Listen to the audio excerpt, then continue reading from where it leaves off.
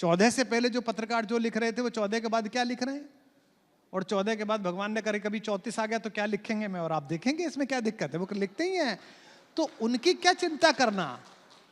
नीति सत्य है, तब भी सत्य था, अब भी सत्य है। अगर आप एक बड़े धर्म के 80 वर्ष से अधिक आयु के शंकराचार्य को उनके धर्म के सबसे बड़े त्योहार दिवाली के दिन एक झूठे केस में उठाकर एक वैन में बंद करके ले जाओगे, तब भी हम बोले थे चौराहे पर।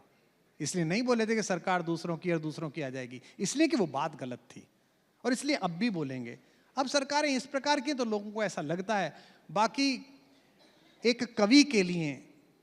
वो ये बात बड़ी महत्वपूर्ण है, मैं आपको रोककर पूछना चाहता हूं। शंकराचार्य जी के विषय में आपने बात की है, तो मुख्यमंत्री भी जो हैं वो संत ही हैं और वो भी गोरक्ष पीठाधीश्वर ही हैं। इसको आपने कैसे देखा, खास तौर से इस बात को नजर में रखते हुए कि धर्म जोड़ता है और यहाँ धर्म के ही दो बड़े आइकॉन हैं जिनको लोग आमने सामने देख रहे हैं? मैंने तब भी टिप्पणी की थी, मैं अब भी टिप्पणी कर रहा हूं। शंकराचार्य भारतीय सनातन परंपरा की पितामह पीठिका है, और मैं जिस घर में पैदा हुआ हूं, जिस मोहल्ले में, जिस गांव में पैदा हुआ हूं, वहां हम लोग पिता के सामने नहीं बोले तो पितामह के सामने तो क्या बोलेंगे। तो मेरे और आपके जैसे गृहस्थ की कोई औकात नहीं है कि हम परम पूज्य शंकराचार्यों के विषय में कोई टिप्पणी करें। उनका वचन ही शासन है, उनका वचन ही शास्त्र है, जो उन्होंने कहा है ठीक है, उनको इस व्याख्या के लिए अधिकृत किया गया है। मुझे कहना है कि राज्य व्यवस्था में जो लोग बैठे हुए हैं, जो अधिकारीगण बैठे हुए हैं, जिन्हें उस स्थिति को संभालने की जिम्मेदारी दी गई है,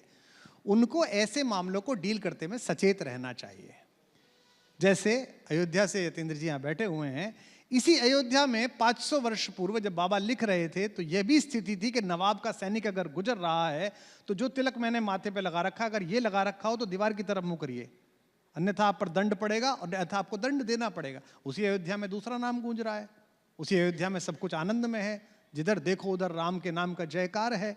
तो जो व्यवस्था के लोग होते हैं उन्हें ये समझना चाहिए कि साधुओं का, संतों का, विचारकों का, कवियों का, लेखकों का, चित्रकारों का, इनका वर्ग अलग है। इन्हें थोड़ा ट्रीट करते समय, जैसे मैं ये अपेक्षा नहीं करता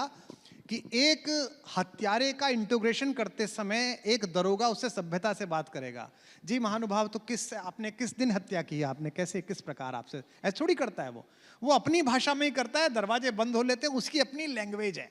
और उसकी लैंग्वेज सुनने के बाद वो हत्यारा 5 मिनट बाद पटपट पटपट बोलना शुरू कर देता है। अब मैं उसे कहूँ ये तो बड़ी गलत बात है, आपकी भाषा तो बड़ी असभ्य है, ऐसी भाषा में आपको बात नहीं करनी चाहिए। उसे पता है इससे ऐसे ही बात करनी है, तो जैसे उससे बात करनी है ऐसे ही साधु संतों को, पूज्य संतों को, मैं तो कहता हूँ सामान्य बटुक को, जिसने उत्तरीय पहन रखा, जिसने भगवा पहन रखा, जिसने अपने जीवन को संकल्पित कर दिया है धर्म की साधना के लिए,